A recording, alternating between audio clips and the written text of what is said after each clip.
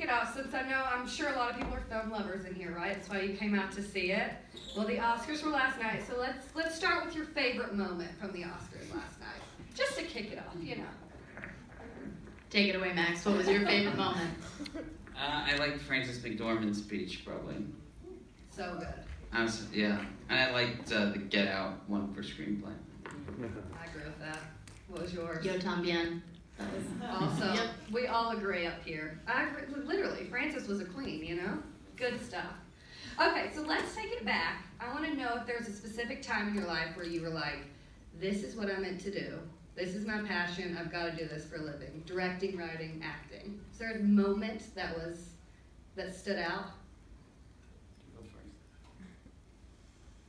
It's tricky to pinpoint an exact moment. But I do remember very distinctly being strategically placed by my parents in improv, I think, because I was difficult to handle. They were like, channel your crazy energy elsewhere. And it was, I was put in improv as like a 5-year-old, also yoga for anxiety, but that's a whole other thing. And it seemed so stupid to say this, because it's obvious, but it felt so good to make people feel things, to make people laugh or make people cry. And with the latter, not in real life, I didn't have to ruin real relationships. I could create worlds, and it was that way. Yeah, so that's not a specific one moment. But yeah, also, yeah. Okay, like it. Max, what about you? I was fired from multiple jobs. And I was really left with very little choice. Look at you now. This was one of the few things that I found myself okay at. It was really hard for me to write papers and stuff in high school and stuff, so I would... Max got kicked out of every school that he went to. It was hard for me to focus, and so I would find myself convincing teachers to let me make movies instead of writing papers. And I went to a really creative school in Santa Monica that allowed that, and really was instrumental in making me feel not useless. Well, and now here we are with Flower, which is quite amazing. So how did this project go? So I know this was an unproduced screenplay that you found. How did you make it your own and bring it to the big screen? What went on to find this project? Right. The script had come to me. It was on this thing called the Blacklist, which is sort of a gathering of all the best screenplays of the year that haven't been made into movies yet. And it was written by this guy, Alex Macaulay, and everyone had sort of spoken really highly of it. And I read the script and was immediately taken aback at the fact that the lead... I felt like it reminded me of these sort of great 80s movies that I used to watch as a kid. I'd kind of steal from my older brother and watch on VHS, but almost unanimously all those movies were always with a male lead, and the woman in it, or the girl, was always sort of the object of desire at the end that the guy was trying to get through everything to get to, and finally he gets the girl and it all is good. And I worked on the script for a long time. I read it and I loved it, but the spirit, the rebellious nature of the script was inherent in the DNA of Alex's first draft. And our parents are both thanked, I think. I missed the thank yous. But we worked on the script for a long time, and everyone had said that movie would be kind of impossible to make, because even 2 years ago or when we started working on it... I'm just smiling because I really want Max to get to the part where he, about the casting, because it was revealed at our premiere in Tribeca that Max... You want to take it away? No, I'd be curious what your memory of it is. Max, on stage, you guys, like my worst nightmare, I'm like, oh my God, we're here. And he was like, I didn't want to cast her. I wanted to cast a rapper. I'm like, what the fuck? You wanted to cast a rapper? It was a shocking revelation. Now, what was your version of what happened? I had always wanted to cast you. You were my number one. Yeah. I convinced myself that I would cast somebody... A rapper. ...with no acting experience. A rapper. And I met Zoe, and it became very clear that she was going to be... You no longer wanted a rapper. Yeah, that you would... An actor. You could do this and rap afterwards. Okay, Okay, so you found the screenplay. Yeah, I rewrote it for a while, just making it something that I felt more personally connected to, and setting it in the valley where I was from, and sort of getting more into the behavior on why she is the way she is, rather than just she does these things and it's funny. The original script was probably more of a comedy, I think. And you know, the producers who sent me the script are behind some of my favorite shows, whether it's Eastbound and Down or Vice Principals, David Gordon Green and Jody Hill and Dana McBride, and yeah. Okay, so real quick, The Valley. Now, I read this was shot in 16 days. Is that correct? That's correct. We're both from the Valley too. Yeah, it was really hot. You're from the Valley too? Where? Chatsworth. Tight. Those scenes were like right near my elementary school. Right. Oh. What elementary school was it? Castle Bay. Right. Super cool. I'm not from the Valley girl, die-hard Valley girl. Yeah, both of us are from the Valley. So is that why you picked The Valley? Yes. It had never been written just for where it was supposed to be shot, and I read it and I was like, this needs to be... I grew up watching movies about the Valley, whether it was Spielberg movies or E.T. or things like that, or Over the Edge, and to make it feel personal for me immediately, I wanted to set it in this place where I used to ride my bike and get kicked out of school. In the middle of the summer. The summer was problematic. Yeah, just sweaty. The Valley was less hot than Lancaster, where we had a cup of coffee for a couple days. I think the first day of shooting was the terrible. hottest. It was 106, and I had laryngitis. So the first day of shooting, we didn't know if my voice would happen. So tell us how Flower happened for you. I was looking for somebody to direct me that had never directed before and was a rapper, but unfortunately, I found Max. It is what it is, you know.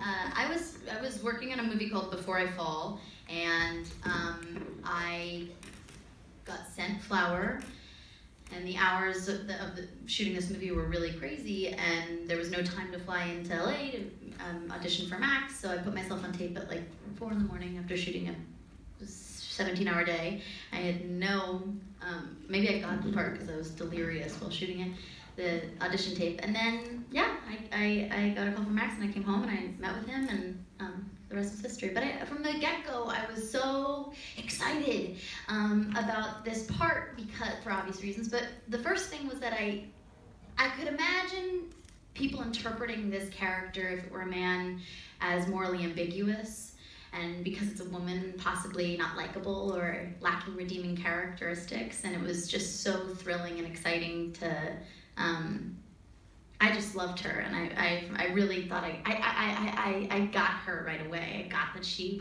had this deep-seated fear of abandonment, that she had borderline personality disorder, that she was like, just like this no fucks given. I don't know. I just got her right away. So I was lucky that Max gave me the shot. So talking about casting, who was cast first in this? Because you had some big names, Catherine Hahn and Adam Scott, ZOEY DEUTCH. So tell us a little bit about the casting process. The adults were cast first, actually, and then Zoe, and then off of Zoe, we cast the rest of the younger people in the movie. So how was it for you? Because you had a lot of interesting relationships, a lot of unstable relationships. How was it working with everybody in the cast for this and kind of navigating those? I got so many cool points from the boys that were mean in middle school to me from working with Tim Heidecker. Like, the most cool points. That was a good moment for me. Not that that's what you should look for when we're doing work, is cool points, but that was a plus. Okay. Anyway, no, it's an amazing cast, and Catherine Hahn is just like a freak, genius, awesome, amazing person. And that was insane. I love her. How was she as your mom? Was that she was crazy. Crazy mom. She's the best. It's a very boundaryless relationship. It's sort of, sometimes in movies I feel like moms are portrayed as good or bad, and that's not, it's a little bit more complicated, I would imagine, than that. And, it's sort of like they go back and forth between the mother-daughter role. She's sort of, I don't know, you go, you speak. No, that was great. Okay. So besides Zoe not being a rapper, Obviously, this is a very female-centric film. There's a lot of heavy issues that are touched on. What was it about her audition where you were like, this clicks? Like, I want her to portray Erica. We had read a lot of people and it never sounded right, and I really thought it was the script's fault. And we saw Zoe within, seconds of watching her do her audition. It was immediately clear that she was supposed to be in this, and it was just very clear. Yeah, I mean, she was as good in the audition as she is in the movie. So what were some ways that you prepared for this role to become Erica? Zoe doesn't like to prepare. Now, I read something though about going He's to being therapy. No, it's a sarcastic joke. because She I have a problem. Jokes. He's got jokes. Okay. He's got jokes, guys. Lots and lots. Max. The joke is that Zoe prepares a lot. She carries around a binder that looks like the Holy Grail with her work ethic is unparalleled to anybody that I have ever met. And you take us through your process a little bit. Are there any actors in here? Okay. I don't know if you guys feel this way, but every time and you guys are probably way more well-read than I am, and I have like a real complex. I never went to college, so this is like my full-blown nightmare. I'm so afraid of all of you, but because you're cool. But I feel like it's so pretentious to talk about process, because if I'm like, and when I became the pig and I was the animal, and I don't know how to talk about it yet without being like weird, but I had so much fun. I had so much fun preparing for this part, especially because we had 16 days. The 2 months before we shot, that was everything to me. That was everything, and you were so patient and understanding with me and the weird details. The floss, I wanted the floss that I use in the movie to be glide floss, not the pick floss. And he would sit there and he'd listen to me being crazy. And it was really a gift that you never made me feel bad for no matter how small or silly the detail might have seemed. You treated everything that I brought up as if it were important, whether or not it was. But that was like the great joy of my career thus far, really, because you don't find that often. Is it true that you went to therapy, and was Erica in therapy? Yeah. No, Tell Max, me about that. That's kind of cool. Yeah, well, Max and I went to therapy together, but every time I say that, people are like, it was that bad? You guys? I was like, no, it was amazing. Max and I went to, how do you want to explain this? I have a very unprofessional relationship with my therapist. I've spoken a lot about this part and this character, trying to figure it out and get the idiosyncrasies right about it. And she works a lot with teenage girls, which is probably why her and I relate so well together.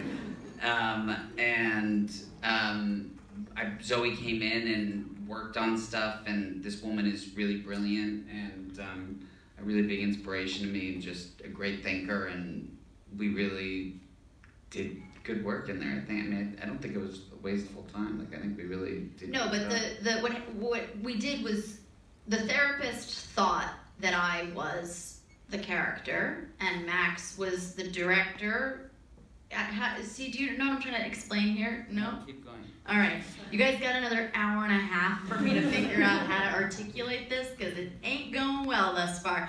Okay, Zoe, walked in to the therapist's office. Zoe was playing Erica, and the therapist thought Zoe was Erica, but Erica's name was Zoe. How's that for making things complicated? Thank you, guys. Like those snaps, very cool. Okay, all right. Okay, you got a snap. A really close collaboration, though, yes, in this film. Didn't you design the bedroom and stuff like that? How did the collaboration between you two enhance? I was intelligent enough to know that Zoe is such a hard worker and really prepared in such an intense way, and is way closer to being a 17-year-old girl than I was, to give her full reign to really have a huge hand in picking out her outfits. And she was really specific about stuff that she was always right about, and she really had a vision for it, and myself and all the other crew members just tried to deliver on that for her and give her the freedom to be able to move around in spaces and make them feel like hers. And I have sort of a pet peeve, like the way like teen bedrooms look in movies, and for the most part I think we got it right. And yeah, I just wanted the people, I spent a lot of time focusing on who I was going to cast and who I was going to hire, and then when you do that, after you make that choice, I think it's by far and away the most important thing you can do, and then really empower all the people that are working to do their stuff. And well, it makes it really relatable and authentic at the same time. So did you guys take any of your own life experiences? I mean, we've all been through adolescence, all trying to figure out our lives. Maybe we still are. I mean, I am. But, you know, did you take any of your life experiences when you played Erica to use that, or when you were writing this and directing people? I'm having the weirdest experience with this movie coming out, because when I'm talking to people that have seen it, or journalists or critics, they're like, this character's crazy. What was it like to play her? And my sister saw it and she was like, this is the closest person that you've ever played to you. You are a lot like her. I'm like, what does that mean about me? So I definitely took I took a lot of I think I have maybe similar tweaky mannerisms to her, because everyone's like, she moves weirdly. I'm like, uh-oh. Think you mean I move weirdly? But personal experiences, I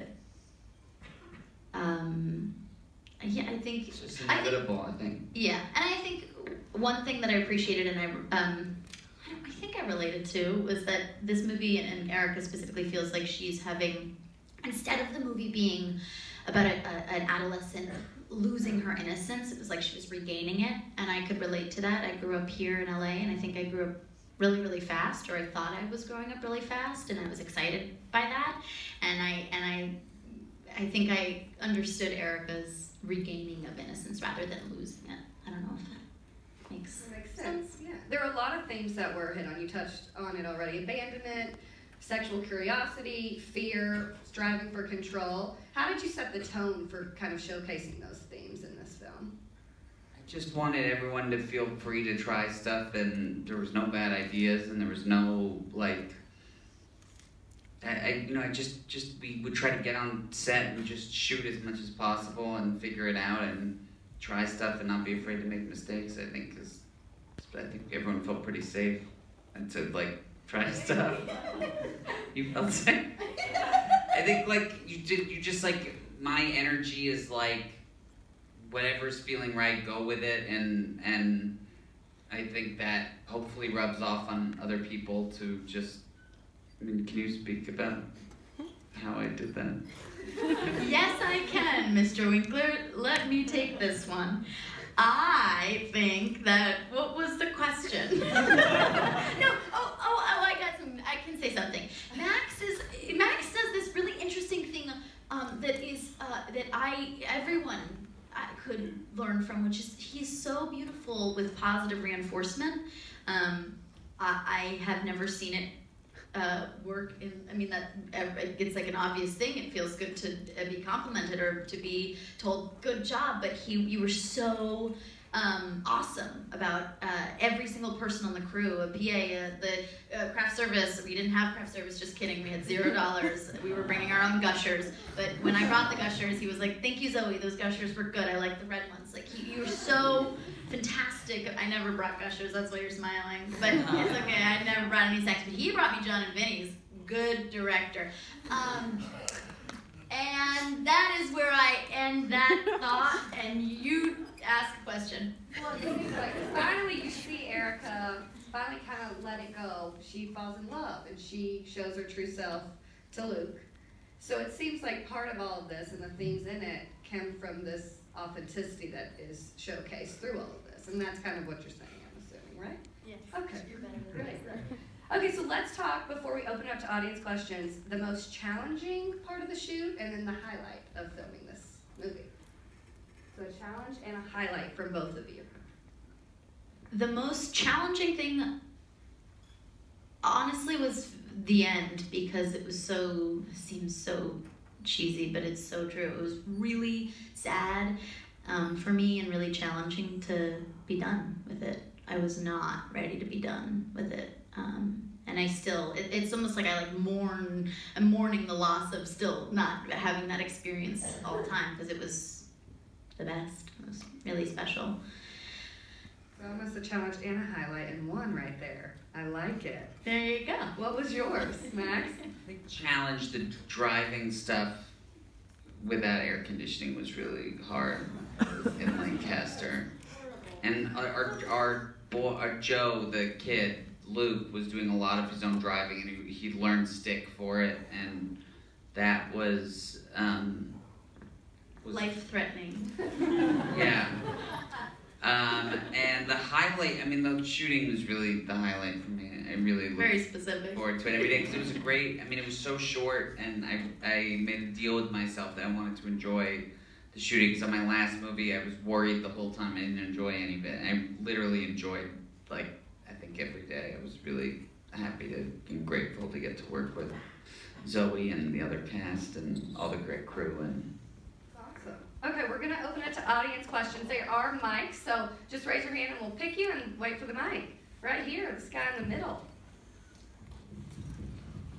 I might be able to just hear them. Yeah, probably. Hi guys. Hello. Hi, I'm Dave.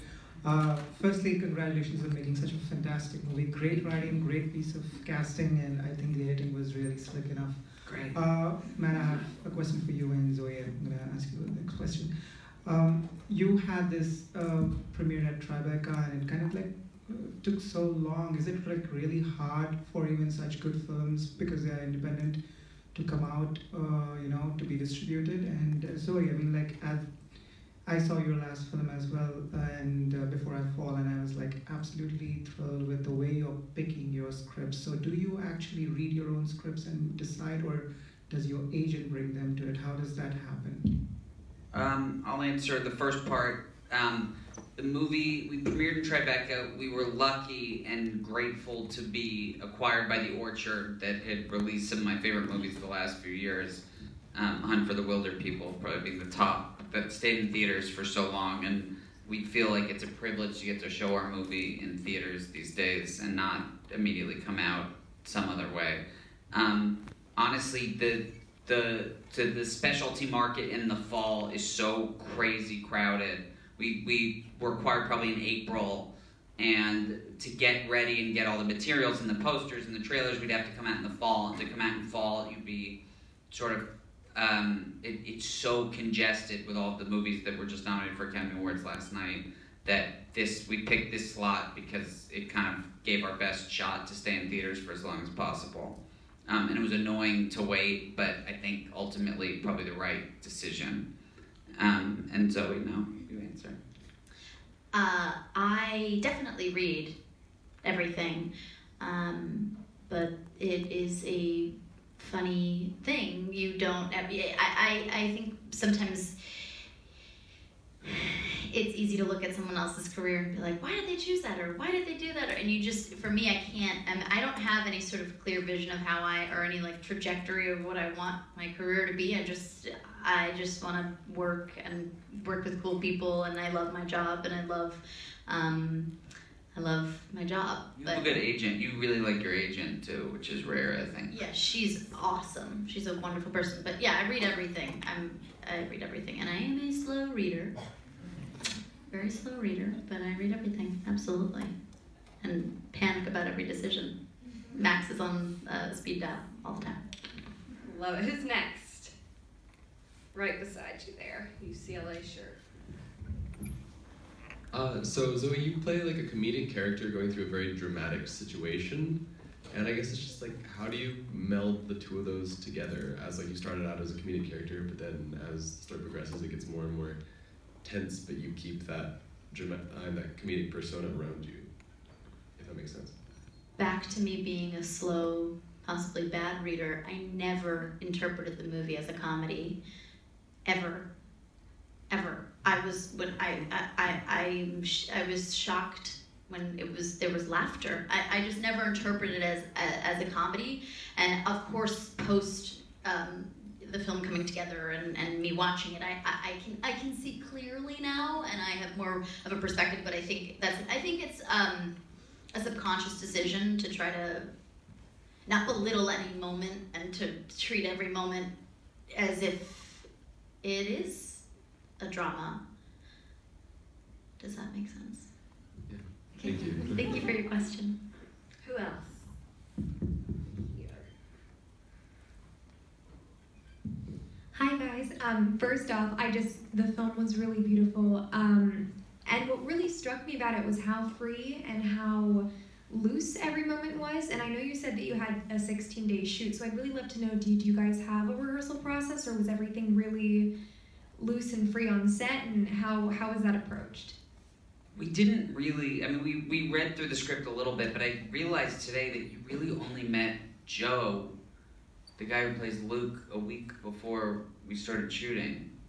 Maybe even less. I think he came in on the Friday before or the Thursday before the Monday. Yeah, I met Catherine 10 minutes before we shot our scene. Yeah, so I think what I tried to do on Okay, action, go.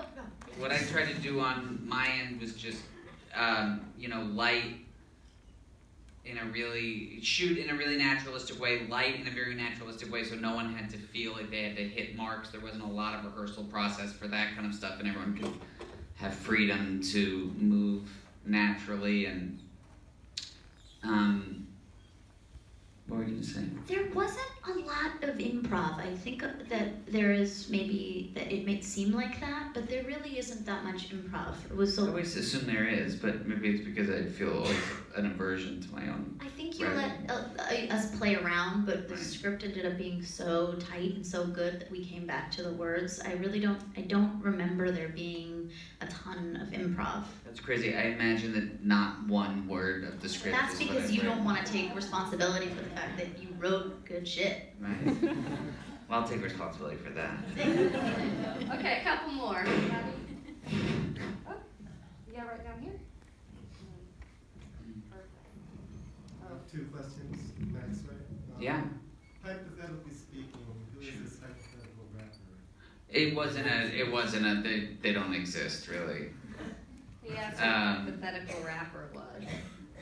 Any image? Yeah, I'll tell you, it's not there's a rapper that I love. I loved her aesthetic and she was she's not an actress, and you need to have an actress if you're gonna shoot a movie, I think. But there's a rapper who, named Kitty Pryde, who I loved. I watched her videos when I was writing and used in the lookbook that I sent Zoe to try and convince Zoe to be in it. I used a lot of stuff from her music videos and stuff like that. There's just a very weird, natural feel. So a lot of the production design of the movie and stuff is inspired by that rapper. She's really talented. Zoe, the second question is, going to what your sister said, I've seen some of your movies, the James Franco movie, the Fullback, I'm bad with titles, but the Fullback, and the Winkler movie. And when I listen to you now, I'm just like, wow, the personality and the intelligence, I'm like, it's kind of like a female Matt Damon. You know what I'm talking about? Like, I've always said that about you. like, Goodwill You Hunting, have. it's just like the thinking, I can just see it. And so yeah, this movie I think does capture a lot of the truth. I really do feel I see a lot of you in the character. Not in necessarily what she does, but just a lot of the mannerisms, and I see a lot. Okay, one more question. Let's go right here in the middle. He's gonna bring you the mic. Hi. What was your inspiration for the script and the characters that you chose? And the characters. The characters that you picked. The original script was written by a guy named Alex Macaulay, who is a great writer. So I read this script and felt very inspired by his writing and the character that he created, Averica, and just sort of built on that. Okay, thanks.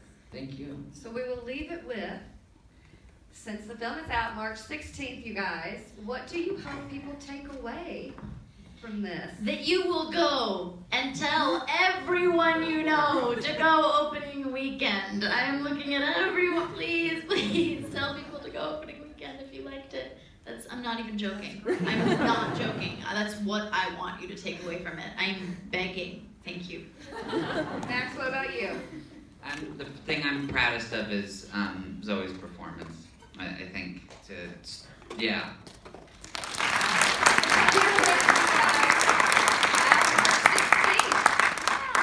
Yeah, we're gonna be, if you have any desire to see it again, which is a lot to ask of anyone, we'll be going and doing more Q&As with other cool people opening weekend.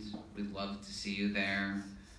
We're all best friends now, and that's why you're all gonna tell our other best friends to go with you and me opening weekend. Thanks for having us.